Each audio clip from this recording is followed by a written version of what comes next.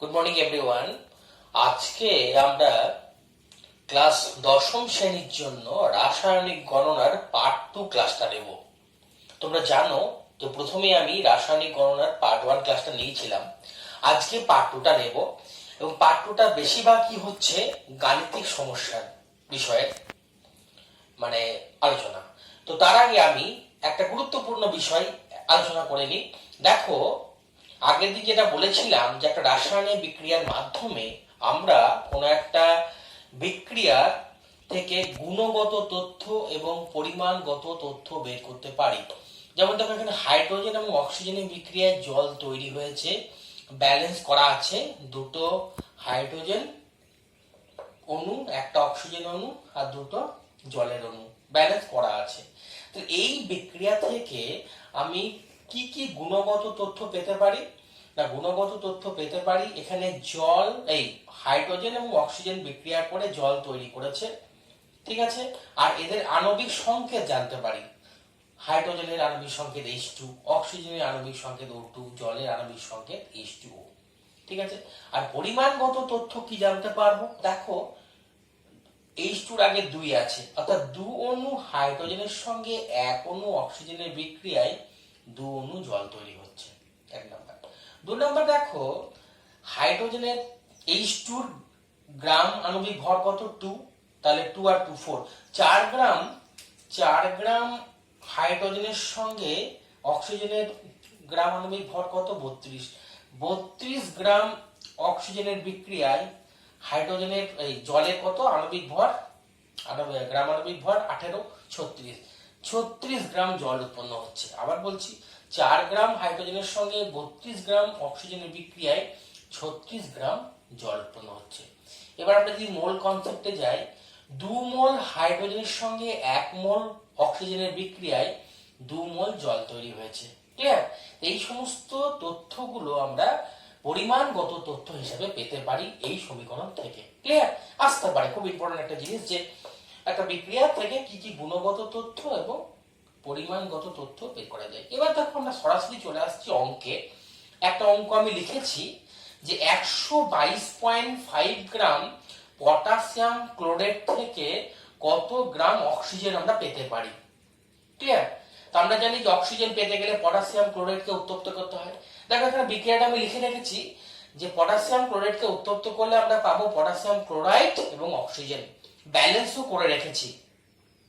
অঙ্কটা যেহেতু potassium chloride থেকে অক্সিজেন রিলেটেড, তাহলে এই জিনিসটা আমি কিন্তু ওভারলুক করব, এই জিনিসটা আমি ভাববো না, ঠিক আছে। তাহলে আমরা প্রথমে পটাশিয়াম ক্লোরাইডের আমাদের গ্রাম আণবিক ভর বের করি বা আণবিক ওজন বের করি। দেখো, 2, পটাশিয়ামের হচ্ছে 39, ক্লোরিনের হচ্ছে 35.5, অক্সিজেনের 16, 3 16 48। তাহলে এটা আমি যদি বের করি 2, এটা বেরোবে 122.5, দ্যাট ইজ 245 গ্রাম। তাহলে পটাশিয়াম ক্লোরাইড যেটা আমরা পেয়েছি তার আণবিক ভর বেরিয়েছে 245 গ্রাম। ওকে, কি বের করতে হবে এখান থেকে? অক্সিজেন। তাহলে অক্সিজেনের 3 ইন্টু O2 আছে, 3 O2, তাহলে অক্সিজেনের কত তোমার 32, তাহলে 96 গ্রাম। তাহলে কি দাঁড়ালো আমার? 245 গ্রাম KClO3 থেকে অক্সিজেন পাচ্ছি আমি কত? 96 গ্রাম। এখানে কি বলছে? 125.5 গ্রাম থেকে কত অক্সিজেন পাবো। তাহলে আমি দেখো কি পাচ্ছি না, 245 গ্রাম KClO3 থেকে আমি অক্সিজেন পাচ্ছি কত? 96 গ্রাম। ক্লিয়ার? তাহলে 1 গ্রাম থেকে আমি কত পাবো? 96/245 কত দিয়েছে আমাকে? 125.5 গ্রাম থেকে আমি KClO3 কত পাবো? এই অক্সিজেন কত পাবো? 96 into 1225/245 কেটে গেল 2, এটা হলো 48। তাহলে আমি পাবো 48 গ্রাম অক্সিজেন। ক্লিয়ার? তাহলে আমাকে মাথায় রাখতে হবে যে বিক্রিয়াটা থেকে আমাকে KClO3 এবং অক্সিজেন নিয়ে আমি ভাববো, আমি KCl নিয়ে কিন্তু ভাববো না। অনেকটাই কিন্তু ক্লিয়ার হয়ে যাবে ব্যাপারটা, ঠিক আছে। তাহলে আমি পেলাম 48 গ্রাম অক্সিজেন। নেক্সট অঙ্কে চলে যাবো আমরা। এবার দেখো আমরা নেক্সট অঙ্কে চলে যাচ্ছি যে কত গ্রাম ম্যাগনেসিয়ামের সঙ্গে লঘু H2SO4 বিক্রিয়া করে 10 গ্রাম হাইড্রোজেন পাওয়া যাবে। এখানে জানতে চাইছে ম্যাগনেসিয়ামের সঙ্গে কত আমি হাইড্রোজেন পাবো। তাহলে বিক্রিয়াটা লিখে রেখেছি, ম্যাগনেসিয়ামের সঙ্গে H2SO4 এর বিক্রিয়ায় আমরা পাবো ম্যাগনেসিয়াম সালফেট এবং হাইড্রোজেন। ঠিক আছে, তো ম্যাগনেসিয়ামের আমার তোমার পারমাণবিক ওজনটা কত দিয়েছি 24, তাহলে 24 গ্রাম ম্যাগনেসিয়াম থেকে আমি হাইড্রোজেন কত পাবো 2 গ্রাম, তাই তো 2 গ্রাম হাইড্রোজেন পাবো। তাহলে আমার কি বলেছে 10 গ্রাম হাইড্রোজেন পাওয়া যাবে। তাহলে আমরা 2 গ্রাম হাইড্রোজেন থেকে এইচ লিখলাম, থেকে আমরা ম্যাগনেসিয়াম পাচ্ছি কত 24 gram. Clear? According to formula equation থেকে 2 গ্রাম হাইড্রোজেন থেকে আমরা ম্যাগনেসিয়াম কত পাচ্ছি 24 গ্রাম। তাহলে 1 গ্রাম হাইড্রোজেন থেকে আমরা ম্যাগনেসিয়াম পাবো 24/2, আর কত দিয়েছে এখানে 10 গ্রাম থেকে না, তাহলে 10 গ্রাম থেকে আমরা কত পাবো 24 × 10/2, তার মানে হয়ে যাচ্ছে তোমার 12। তাহলে আমি পাবো 120 গ্রাম ম্যাগনেসিয়াম। বোঝা গেল ব্যাপারটা? তাহলে আমরা 10 গ্রাম হাইড্রোজেন থেকে কত ম্যাগনেসিয়াম, মানে 10 গ্রাম হাইড্রোজেন পেতে গেলে ম্যাগনেসিয়াম কত লাগবে 120 গ্রাম। ওকে, এবার আমরা নেক্সটে চলে যাব। এবার দেখো নেক্সট অঙ্ক, 1.7 গ্রাম ভরের একটি গ্যাসের এসটিপি তে আয়তন হচ্ছে 2.24 লিটার। এই গ্যাসটির বাষ্প ঘনত্ব বের করতে হবে। তাহলে আমরা জানি যে কোনো গ্যাসের আণবিক ভর যদি m হয় আর বাষ্প ঘনত্ব যদি d হয়, তাহলে m = 2d, এটা আমাদের জানা আছে। তাহলে আমার 2.24 লিটার যে গ্যাসটা আছে তার ভর লিটার গ্যাসের ভর কত দিয়েছে আমার 1.7 গ্রাম। 2.24 লিটার গ্যাসের ভর হচ্ছে 1.7 গ্রাম। তাহলে আমরা যদি এটাকে 22.4 লিটারে কনভার্ট করি, 22.4 লিটার গ্যাসের ভর কত হবে 1.7 into 22.4 লিটার ডিভাইডেড বাই 2.24।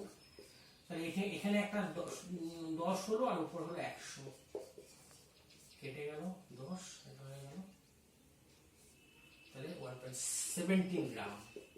কত পেলাম আমরা 17 গ্রাম। তাহলে আমরা জানি যে এনটিপি তে বা এসটিপি তে 22.4 লিটার কোন গ্যাসের যে ভর সেটাই মানে 1 মোল সেই গ্যাসের পরিমাণ। তাহলে 1 মোল মানে যে আণবিক ওজন। তাহলে আণবিক ওজনটা কত পেলাম আমরা? তাহলে আমরা আণবিক ভরটা পেলাম এখান থেকে 17 গ্রাম। ঠিক আছে? তাহলে আমরা যদি আণবিক ভর জেনে যাই তাহলে আমার ফর্মুলা কি, আণবিক ভর = 2 × d। তাহলে d সমান কত,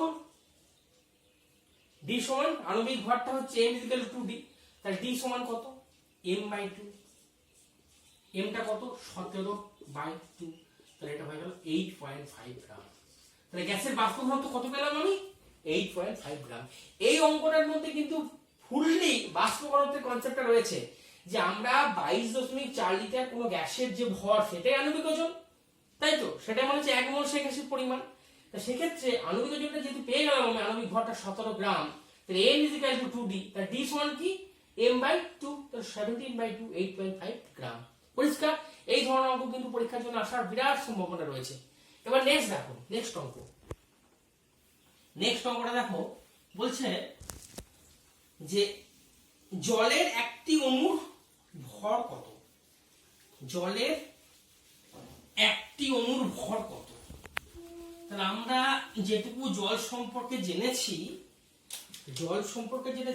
আমরা জলের আণবিক যেটা ভর সেটা আমরা কত জানি 18। জলের আণবিক ভর হচ্ছে 18, তাহলে গ্রাম আণবিক ভর কত 18 গ্রাম। তাহলে 18 গ্রাম যেটা পেয়েছি, 18 গ্রাম জলের মধ্যে কত সংখ্যক জলের অণু থাকে 6.023 × 10⁻23 সংখ্যক জলের অণু, তাই তো। তাহলে 18 গ্রাম জলের মধ্যে কত সংখ্যক জলের অণু থাকছে এইটা। তাহলে আমরা ঘুরিয়ে বলতে পারি 6.023 × 10⁻23 সংখ্যক অণুর ভর, জলের অণুর ভর কত? 18 গ্রাম। তাহলে একটি অণুর ভর কত?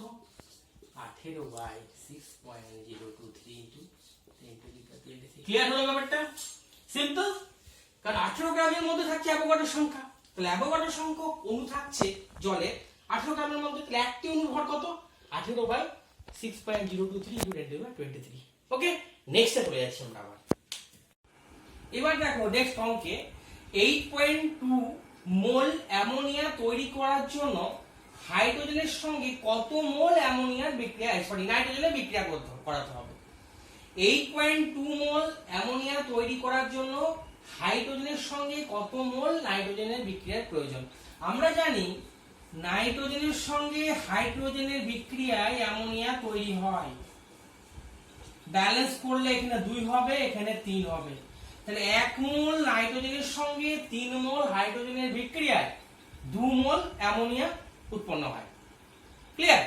তাহলে দেখো 2 মোল অ্যামোনিয়া তৈরি করতে গেলে 2 মোল NH3 তৈরি করতে হলে কি কত গ্রাম কত মোল নাইট্রোজেন লাগছে?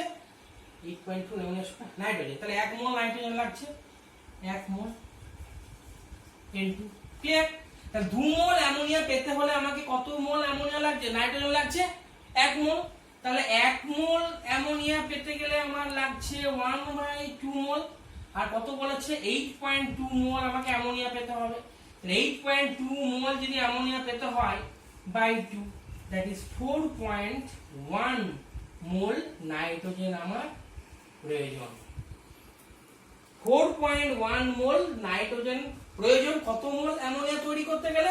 8.2 মোল অ্যামোনিয়া তৈরি করতে গেলে। ক্লিয়ার? এবার নেক্সট অঙ্ক দেখো, আবার আসছে একটা, একটু তাড়াহুড়োর মধ্যে করতে হচ্ছে, অসুবিধা তোমাদের হবে একটু।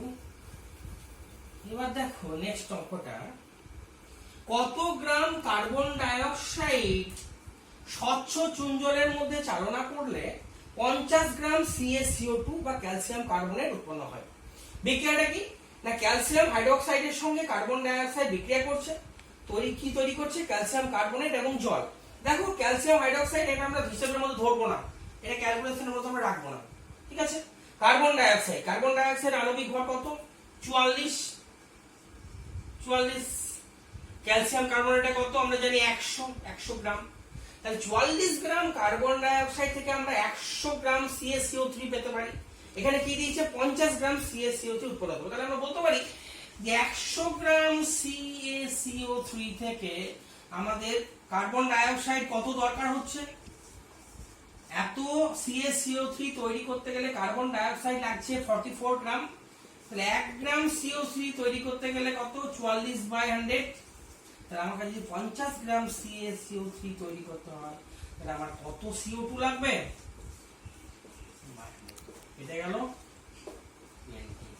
কত লাগবে? 20 গ্রাম আমার CO2 লাগবে যদি 50 গ্রাম CaCO2 তৈরি করতে চাই। ঠিক আছে? হলো? ঠিক আছে, আবার নেক্সটে যাব আমরা। ওকে, এবার দেখো এসটিপি তে 3.5 গ্রাম নাইট্রোজেন গ্যাসের আয়তন কত, এটা জানতে চাইছি।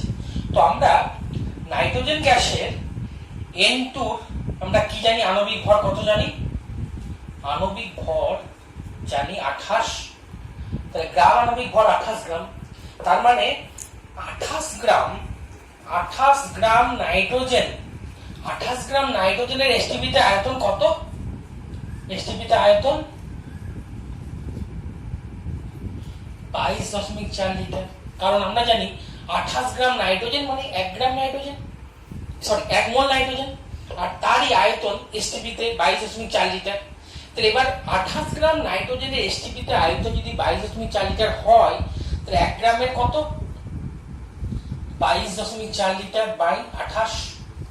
তাহলে আমরা ইজিলি 3.5 গ্রাম নাইট্রোজেনের এসটিপি তে আয়তন 22.4 বাই 28 ইন্টু 3.5, এটা যেটা আসবে এত লিটার আসবে। ক্লিয়ার? 28 গ্রামের এসটিপিতে আয়তন 22.4 লিটার, 1 গ্রামের কত আর 3.5 গ্রামের কত সেটা বেরিয়ে যাবে। আর একটা জিনিস আমি কিছুক্ষণ আগে বললাম একটা অঙ্কে, বাষ্প ঘনত্বের মানটা 8.5 এসেছিল, সেটা আমি গ্রাম লিখেছিলাম, ওটা কিন্তু ইউনিট হয় না, বাষ্প ঘনত্বের কোনো ইউনিট হয় না। m = 2d এবং বাষ্প ঘনত্ব একটা সংখ্যা, সেই কারণে আমি যেটা লিখেছিলাম সেখানে d = 8.5 লিখেছিলাম, গ্রাম এটা 8.5 হবে। ঠিক আছে, এটা ভুলবশত হয়ে গেছিল, বাষ্প ঘনত্ব আগের অঙ্কটাতে 8.5। ঠিক আছে, আচ্ছা এবার দেখো আরেকটা অঙ্ক, খুব ইম্পর্টেন্ট একটা অঙ্ক, রাসায়নিক সমীকরণে আরেকটা গুরুত্বপূর্ণ অঙ্ক যেটা পরীক্ষায় প্রায় আসে। সেটা হচ্ছে তোমার একটি মৌলিক গ্যাসের বাষ্প ঘনত্ব হচ্ছে 24, গ্যাসটির পারমাণবিক ভর 16 গ্রাম, গ্যাসটির পারমাণবিক ভর হচ্ছে 16 গ্রাম, তাহলে গ্যাসটির পারমাণবিকতা কত? আমরা জানি যে মৌলিক যে তোমার পরমাণুগুলো হয়, এক পারমাণবিক তোমার গ্যাস হয়, দ্বিপারমাণবিক হয়, ত্রিপারমাণবিক যেমন ওজোন, দ্বিপারমাণবিক হাইড্রোজেন নাইট্রোজেন, এবং এক পারমাণবিক গ্যাস হয়। তো এখানে মৌলের বাষ্প ঘনত্ব দিয়েছে 24, তাহলে বাষ্প ঘনত্ব যেহেতু 24, তাহলে আমরা জানি m = 2d, তাই তো? তাহলে বাষ্প ঘনত্ব যখন দিয়েছে 24, তাহলে আণবিক ভর কত হবে গ্যাসটার? গ্যাসটার আণবিক ভর হবে তোমার 2 × 24 = 48 গ্রাম। আণবিক ভরে একক হচ্ছে গ্রাম, তাহলে 48 গ্রাম হলো। তাহলে গ্যাসটি পারমাণবিকতা চাইছে, তাহলে পারমাণবিকতা হচ্ছে আণবিক ভর ডিভাইডেড বাই পারমাণবিক ভর। তাহলে আণবিক ভর কত? 48 আর পারমাণবিক ভর কত? 16। তাহলে গ্যাসটি ত্রিপারমাণবিক গ্যাস হবে, ত্রিপারমাণবিক, তিনটে ওজন হচ্ছে ত্রিপারমাণবিক গ্যাস। তাহলে আমরা আজকে রাসায়নিক সমীকরণের বিভিন্ন ধরনের অঙ্ক তোমাদের করে দেখালাম, তোমরা বাড়িতে প্র্যাকটিস করবে, মাথায় রাখবে বাষ্প ঘনত্ব একটা প্যাটার্ন, মোল দিয়ে একটা অঙ্ক করা যায়, মোল দিয়ে যে অঙ্কগুলো হয়, এসটিপি দিয়ে, তাই তো? আর কিছু অঙ্ক হয় তোমার এমনি ওজন দিয়ে, এত গ্রাম পটাশিয়াম ক্লোরাইড থেকে কত অক্সিজেন পেতে পারি, ক্যালসিয়াম কার্বনেট থেকে কত কার্বন ডাইঅক্সাইড পেতে পারি, তাই তো? যে কোনো বিক্রিয়া থেকে।